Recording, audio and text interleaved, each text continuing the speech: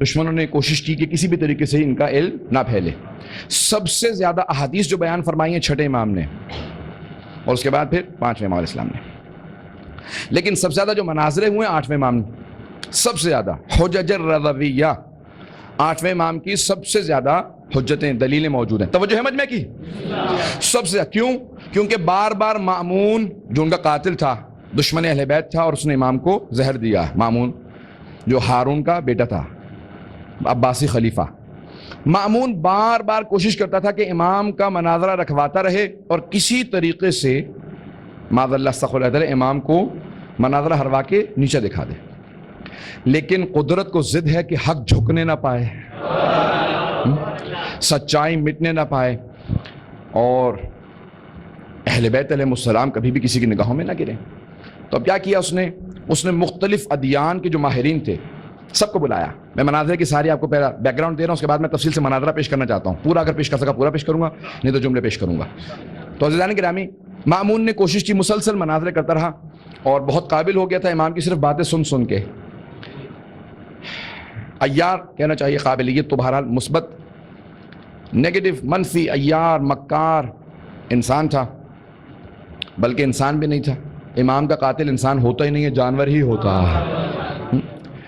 عزیزان گرامی, اس نے کیا کیا؟ اس نے کہا جتنے بڑے بڑے ادیان ہیں سب کے جو سب سے قابل اور بڑے عالم ہیں ان کو بلا لو. رأس الاسقف جو چیف ریبائے تھا, یہودیوں کا جو سب سے بڑا عالم تھا, اس کو بلایا. راس الجالوت, اور اسقف اعظم عیسائیوں کا, اس کو بلا لیا, جو ان کا چیف, جو پوپ کہہ لیجئے آپ, یا آرچ بشپ کہہ لیجئے. اسی طرح سے مجوسیوں کے سب سے بڑے عالم کو بلایا اور کہا کہ اکیلے مت آنا, تیاری کر کے آنا, کتابیں لے کے آنا, اور اپنے ساتھ جتنے بڑے بڑے تمہارے علماء ہیں ان سب کو لے کے آنا. جس سے مناظرہ ہے وہ کوئی عام آدمی نہیں ہے. اسی لیے ہم لوگ بنو امیہ بنو عباس کو نہیں مانتے, کیونکہ وہ جانتے تھے کہ یہ عام لوگ نہیں ہیں. تو ایک مرتبہ اس نے سب کو دعوت دی, جمع ہونے لگے. جتنے بڑے بڑے عالم اسلام کے اس وقت فرق و مذاہب تھے ان کے علماء بھی جمع ہونے لگے.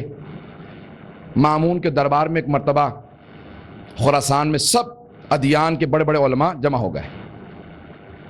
جب وہ دن آ گیا, اس نے سب کو بلایا, اپنے دربار کے اندر جمع کر لیا. توجہ ہے مجمع کی؟ جب سب جمع ہو گئے, اپنے اپنے کتابیں لیے, سب کے سب وہاں موجود تھے. ایک مرتبہ مامون نے اپنے خادم کو اشارہ کیا, کہ جاؤ جا کے علی ابن موسیٰ الرضا علیہ الصلوۃ والسلام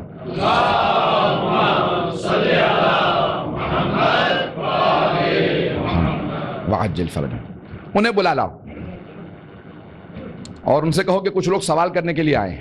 یہ جو جا رہا تھا یہ تقیہ میں تھا, یہ شیعہ تھا.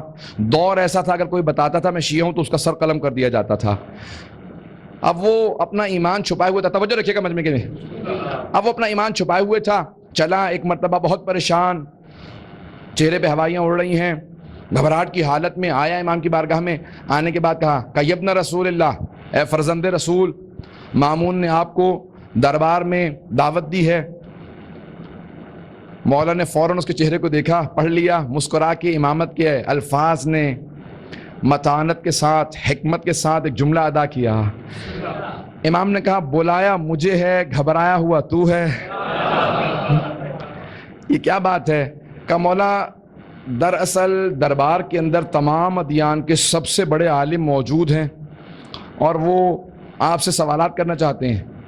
تو ایک مرتبہ مولا نے کہا کہ وہ مجھ سے سوالات کرنا چاہتے ہیں اور تو گھبرا رہا ہے, کیا تجھے اپنے امام کے علم پہ شک ہے؟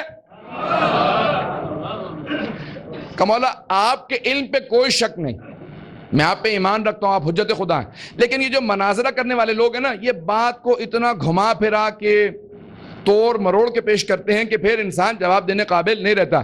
امام نے کہا سن, جب سوالات ہوں گے تو چہرہ میرا نہیں مامون کا دیکھنے والا ہوگا. جب میں ہر عالم کو اسی کی کتاب سے اس کی زبان میں جواب دوں گا,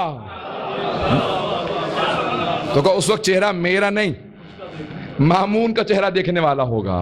اب وہ بہت خوش ہوا, کہا کہ بس مجھے یقین ہے مولا آپ نے اطمینان دلا دیا.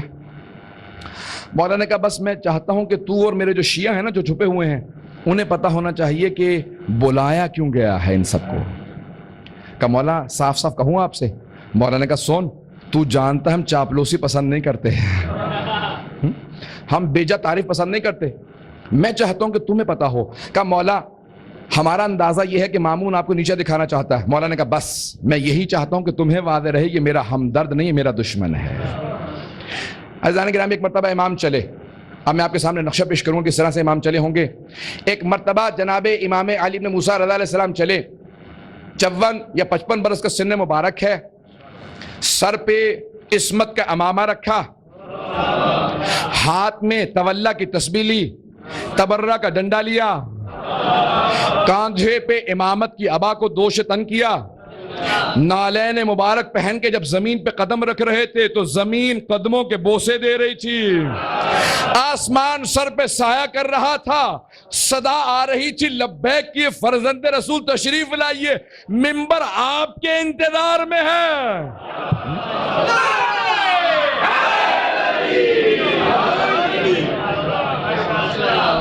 بس بھائی امام چلنے لگے، اور ایک مرتبہ جب چلتے ہوئے آئے تو امام پہلے کہہ چکے تھے ہم تخت پہ نہیں بیٹھتے، تخت بادشاہوں کے لیے، ہمارے لیے ممبر لگاؤ۔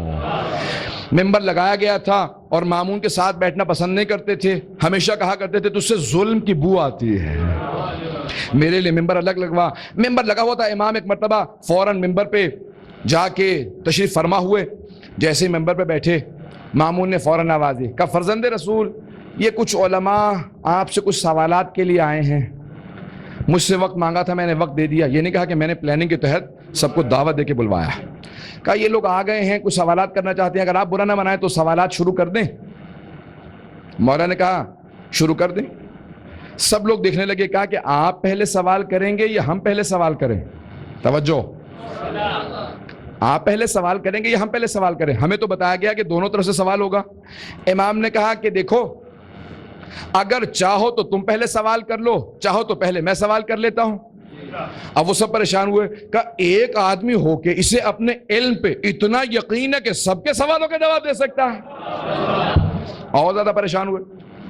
کیا کہ پھر آپ جس سے چاہیں جو سوال کر لیجئے۔ امام نے کہا ٹھیک ہے، پہلا سوال میرا ہوگا اور میرے سوال کے نتیجے میں جو تم چاہو مجھ سے سوال کر لینا، جو چاہو سوال کرنا۔ حضرات میں نے یہ سارے تمہید باندھی ان سوالات کو پیش کرنے کے لیے۔ ایک مرتبہ امام مخاطب ہوئے عیسائیوں سے، کہاں پہ توحید کا مسئلہ تھا، تو امام نے ترتیب اصول دین کو سمجھایا۔ فوراً عیسائی سے مخاطب ہوئے، کیوں؟ عیسائی کیا کہتے ہیں؟ حضرت عیسیٰ کو اللہ کا بیٹا مانتے ہیں، تثلیث کے قائل ہیں، ٹرینٹی کے قائل ہیں۔ تثلیث سمجھتے ہیں نا؟ تثلیث یعنی ٹرینٹی۔ بہت سے مسلمان بھی ٹرینٹی میں پھنسے ہوئے ہیں، بہت سے عیسائی بھی ٹرینٹی میں پھنسے ہوئے ہیں، تثلیث کے مسئلے پھنسے ہیں۔ تو بہت سے بہرحال عزیزان گرامی انہوں نے کہا کہ تین اللہ ہے، بیٹا ہے اور روح قدس ہے۔ تو جناب عیسیٰ اللہ کے بیٹے ہیں، یہ ان کا پورا بحث کا محور تھا۔ وہ کہتے تھے وہ ہیں ابن اللہ، ابن اللہ، اللہ کا بیٹا۔ امام بار بار قرآن کہہ رہا ہے عبداللہ، اللہ کا بندہ۔ امام نے کہا اے عیسائیوں کے پیشوا، میں بھی حضرت عیسیٰ کو مانتا ہوں، وہ اللہ کے نبی تھے، اللہ کے بندے تھے، اللہ کی روح اللہ نے ان میں بھیجی تھی، اللہ کی طرف سے روح آئی تھی ان کے اندر۔ اور امام نے تفصیل سے ان کے فضائل پیش کیے، کہا حضرت عیسیٰ نبی تھے، معصوم تھے، لیکن ایک کوتاہی تھی جناب عیسیٰ میں، جناب عیسیٰ نماز روزے کے چور تھے۔ بس یہ جملہ کہنا تھا، سارے عیسائیوں کو آگ لگ گئی، اور وہ جو ان کا پوپ تھا وہ کھڑا ہو گیا، کہا کس نے آپ کو مسلمانوں کا عالم قرار دیا ہے؟ جناب عیسیٰ کی پوری زندگی رات میں کسی نے ان کے لیے بستر نہیں لگایا، دن میں دسترخوان نہیں لگایا، بستر لگے گا تو آرام کریں گے، ہمیشہ مصلی بچتا تھا، بستر نہیں۔ پوری رات عبادت میں، نماز میں گزارتے تھے، دن میں کبھی دسترخوان نہیں لگا، پوری زندگی جس نے روزے رکھے۔ نہیں، میرا جملہ ضائع ہو گیا، جملے کو ضائع کر دیا آپ نے۔ عزیزان کرام سارے مجمع کی توجہ ہو، بس امام نے اقرار عقلاء علی انفسہم جائز و حجہ، امام نے اقرار اس سے لینا تھا۔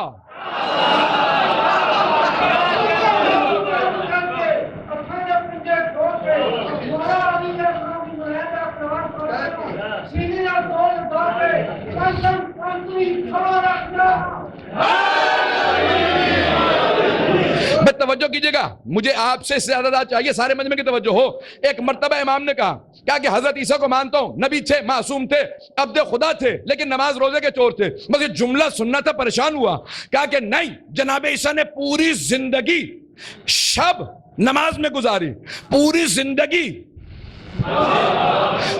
پوری زندگی روزے میں گزاری، دن میں کبھی کچھ نہیں کھایا، رات میں کبھی آرام نہیں کیا۔ جس نے پوری زندگی نماز روزے میں گزاری، آپ نے اسے نماز روزے کا چور بنا دیا۔ امام نے کہا اچھا تو مانتا ہے، تو مانتا کہ نماز پڑھتے تھے، روزہ رکھتے تھے؟ کہا مانتا ہوں۔ میں کیا سارے عیسائی مانتے ہیں؟ امام نے کہا نماز اور روزہ کیا چیز ہے؟ تو اس نے فوراً کہا نماز اور روزہ عبادت ہے۔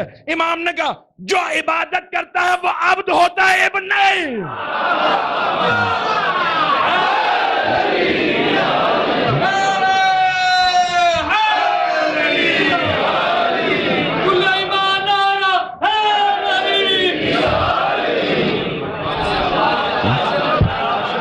توجہ ہے؟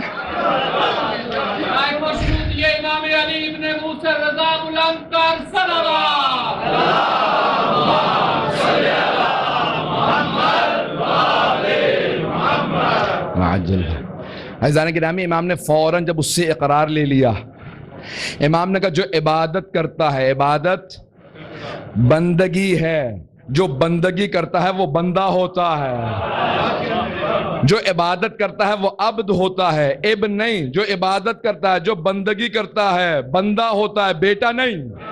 امام نے کہا میں نے سوال کر لیا، اب تیرا سوال۔ اس نے کہا آپ نے سوال کے لائق چھوڑا ہی کہاں ہے؟ ہمارا پورا دین اسی پہ بنیاد رکھتا ہے کہ وہ بیٹے ہیں، آپ نے بھی ثابت کر دیا نہیں ہے۔ میرا سوال ختم ہوتا ہے۔ توجہ ہے عزیزان گرامی؟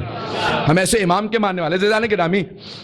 اس کا پورے مناظرے کا میں نے انگریزی میں ترجمہ کیا ہے، کتاب التوحید شیخ صدوق کی، وہاں پہ مناظرہ موجود ہے، باب نمبر 66 اور 67 ہیں، 66 اور 67 دونوں چیپٹرز ہیں وہاں پہ۔ عزیزان گرامی مجمع کی توجہ رہے، وہاں سے پیش کر رہا ہوں، تفصیل سے مناظرہ پیش کرنا چاہ رہا ہوں۔ بس جیسے امام علیہ السلام نے کہا نا، اس سے آج بشپ سے، پوپ سے کہا کہ اقرار لے لیا، امام نے کہا تیرا سوال، اس نے اعلان کیا، اس نے کہا میرا کوئی سوال نہیں ہے، بات آگے بڑھا دو۔ امام نے جیسے اقرار لیا، امام نے کہا دوسرا سوال یہودیوں سے، کہا کہ مولا عیسائیوں سے پہلے کیوں سوال کیا، پہلے یہودیوں سے سوال کر لیتے، وہ پہلے آئے ہیں۔ امام نے کہا نہیں، توحید یہاں تھی، نبوت وہاں۔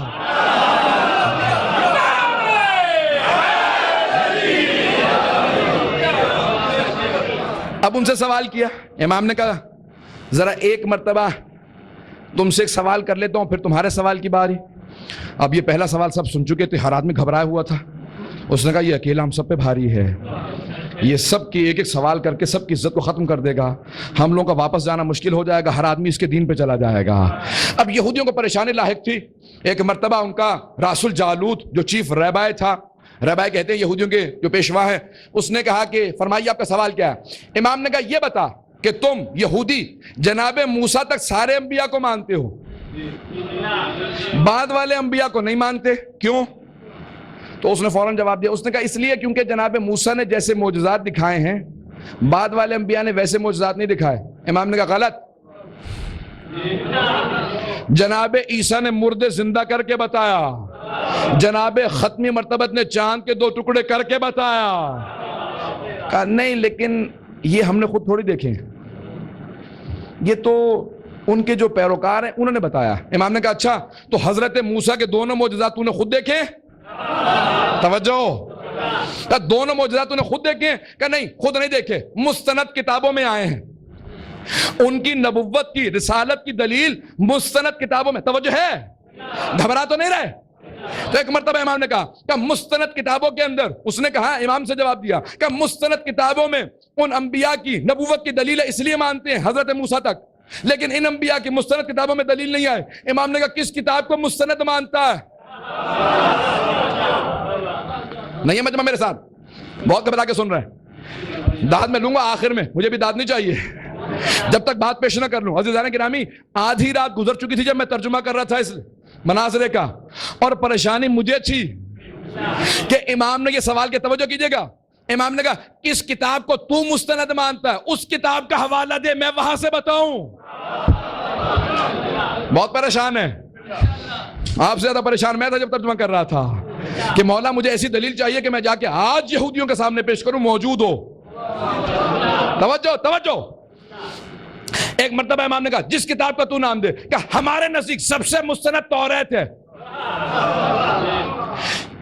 اب عزیزان گرامی، امام نے کہا اچھا ذرا پہلے مجمع کو بتا، میں صحیح تلاوت کرتا ہوں توریت کی عبرانی زبان میں، ذرا کھول صفحہ میں تلاوت کرتا ہوں۔ وہ ذرا دور کھڑا تھا، اس نے چھپا کے ایک صفحہ کھولا، کہا بتائیے۔ امام نے کہا دائیں طرف کے صفحے کی آیات کو سن۔ جب امام نے عبرانی میں تلاوت شروع کی، اس نے کتاب کو بند کیا کہ آپ وہاں بیٹھے ہیں، میں یہاں کھڑا ہوں، آپ کو کیسے پتا چلا میں نے کون سا صفحہ کھولا؟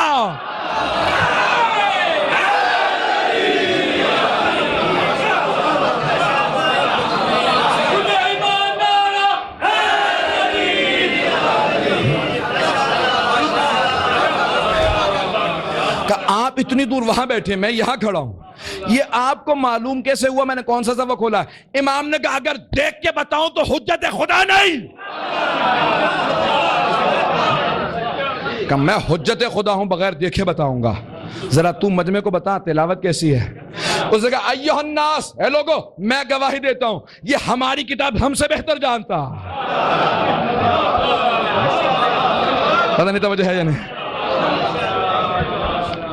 یہ ہماری کتاب ہم سے بہتر جانتا، کہ میں گواہی دیتا ہوں عبرانی بھی بہتر ہے، حافظہ بھی بہتر ہے۔ امام نے کہا ذرا حبقوق، عزیزان گرامی جب میں یہ پڑھ رہا تھا نا تو کیونکہ آپ کو پتہ ہے نا کہ توریت، زبور، انجیل یہ آج تحریف شدہ ہیں۔ تحریف سمجھتے ہیں نا، یعنی بدل چکی ہیں، اب وہ نہیں رہی جو ان انبیاء پہ نازل ہوئی تھی، جناب موسیٰ، جناب داؤد، جناب عیسیٰ پہ جو نازل ہوئی تھی نا، وہ آج نہیں، حتیٰ امام کے زمانے میں نہیں تھی، اس طرح سے بدل چکی تھی۔ تو اب میں بڑا گھبرا رہا تھا جب میں ترجمہ کر رہا تھا کہ بھئی جب امام نے دلیل دی ہے تو انہوں نے موجودہ توریت سے اس مسئلے کو، اس آیت کو نکال دیا ہوگا، جیسے بہت سے ہمارے بھائی کر رہے ہیں۔ توجہ مجمع کی ہو میرے ساتھ۔ تو عزیزان گرامی میں یہ سوچ رہا تھا کہ نکال دیا گیا ہوگا، امام نے حوالہ دیا تو لازماً ہے توریت میں رہا ہوگا، لیکن انہوں نے نکال دیا ہوگا۔ عزیزان گرامی رات کی اس تاریکی کے اندر میں نے فوراً gospel.com یا گیٹ وے ٹو بائبل، وہاں پہ بائبل کے توریت، زبور، انجیل تینوں کا مجموعہ موجود ہے۔ موجودہ جو بائبل کہتے ہیں اس میں دا اولڈ ٹیسٹمنٹ توریت کا نام ہے، سامز آف ڈیوڈ زبور کا نام ہے، نیو ٹیسٹمنٹ انجیل کا نام ہے۔ اگر نہیں پتا تو میں نے بتا دیا۔ تو اب یہ بائبل ہے، تینوں کا نام ہے۔ میں پریشان ہو کے فوراً گیا، میں نے توریت کو کھولا، میں نے اسی حبقوق کے چیپٹر کو کھولا، اس سورہ کو کھولا جو ان کے حساب سے سورہ بنتی ہے، میں نے آیت کو تلاش کیا کہ امام نے تب حوالہ دیا۔ عزیزان گرامی ہم اس امام کے ماننے والے ہیں جو 1200 سال پہلے توریت کی تحریف کو جانتے ہوئے توریت سے وہ حوالہ دے جس کو وہ جانتا یہ نہیں نکال سکیں گے۔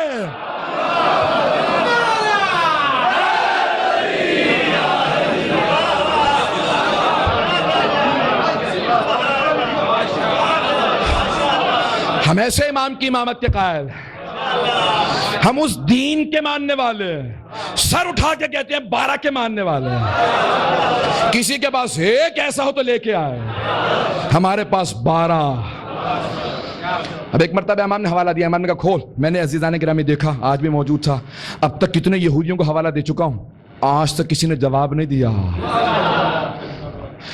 اتنا میرا ان پہ روب بیٹھا، وہ کہتے تھے کہ ہمیں نہیں پتا تھا کہ مسلمانوں کے عالم ہماری کتابیں ہم سے اتنی زیادہ جانتے ہیں۔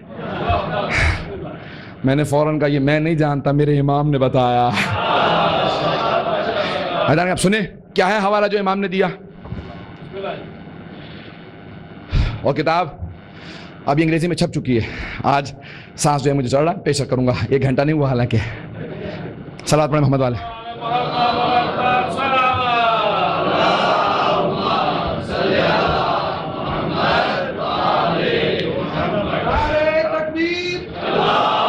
جب میں پڑھ رہا ہوتا ہوں پھر اپنے آپ میں نہیں ہوتا۔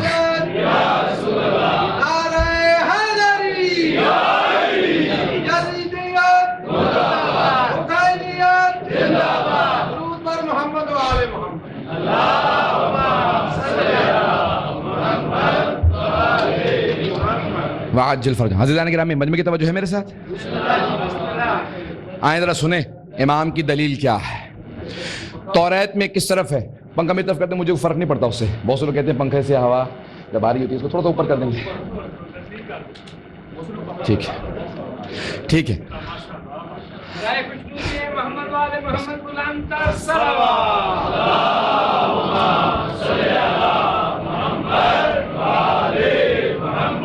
وعجل فرج. عزیزان گرامی یہ جو تھکان ہے یہ نہیں ہوتی ہے، یہ خود بخود بڑھ جائے گی اور خود بخود گھٹ جائے گی، خود بخود دور ہو جائے گی جب میں پیش کر دوں گا. جب میں اہل بیت کا تذکرہ کر رہا ہوتا ہوں نا پھر میں اپنے آپ میں نہیں ہوتا.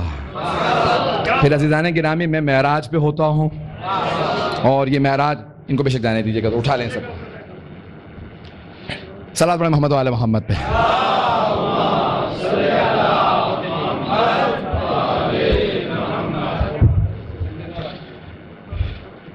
پھر بھی باوالہ بلند صلوات.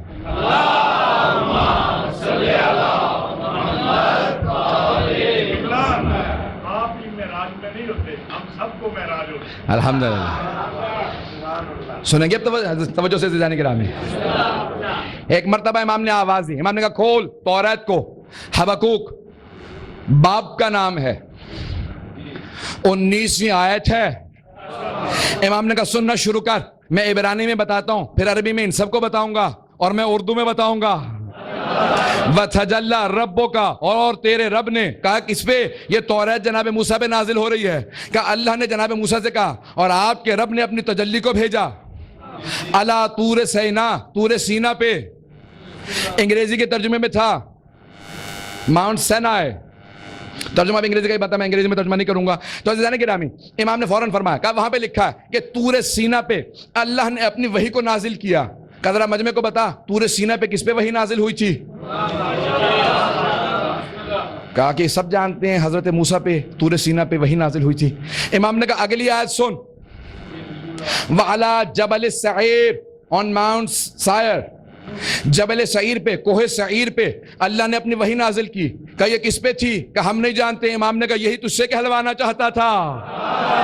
کہ جبل سعیر پہ صرف ایک دنیا کے نبی نے دعویٰ کیا مجھ پہ وحی آئی، وہ جناب عیسیٰ. کہ تم کہتے تمہاری کتاب سے حوالہ دوں، جناب عیسیٰ کا حوالہ تمہاری کتاب سے دیا. کہ اس سے اگلی آیت کو دیکھ وَعَلَى جَبَلِ فَارَان. انگریزی میں ترجمہ تھا آن ماؤنٹ پیرن. ماؤنٹ پیرن لکھا تھا. عزیزان گرامی الفاظ امام نے فرمایا، توجہ سمجھ میں کہ میرے ساتھ. امام نے فرمایا کہ اور اللہ اپنی وحی کو نازل کرے گا آخری مرحلے میں جبل فاران پہ. کہ جانتا جبل فاران کہاں ہے؟ کہ ہاں مکہ کے پہاڑی سلسلوں کا نام جبل فاران ہے. امام نے کہا جبل فاران میں غار ہے، اس کا نام غار حرا ہے.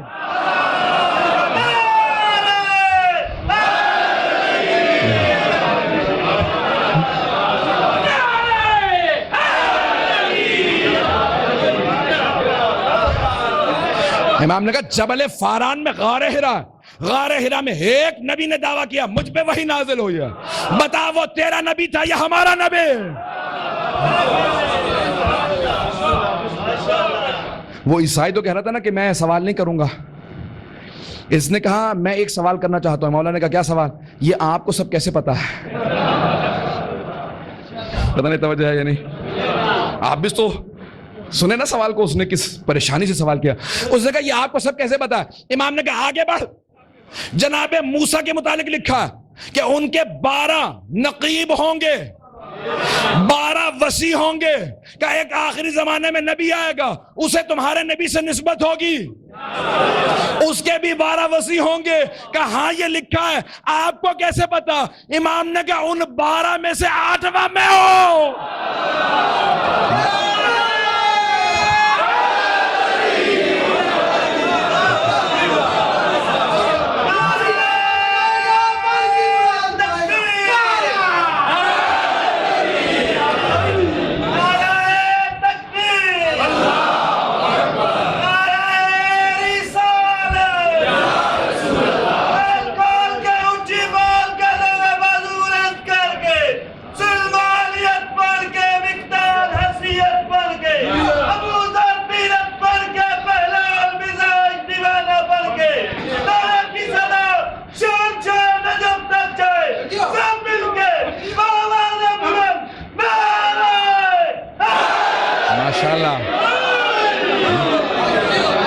ماشاءاللہ.